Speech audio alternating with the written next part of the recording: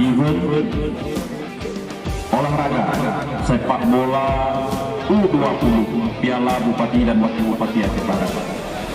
Ini sebagai persiapan untuk Piala Gubernur dan juga ini sebagai persiapan pemerintah Kabupaten Aceh Barat mencari bibit pemain yang hebat. Dan kemudian di masa pemerintahan kami, insya Allah kita hidupkan kembali olahraga.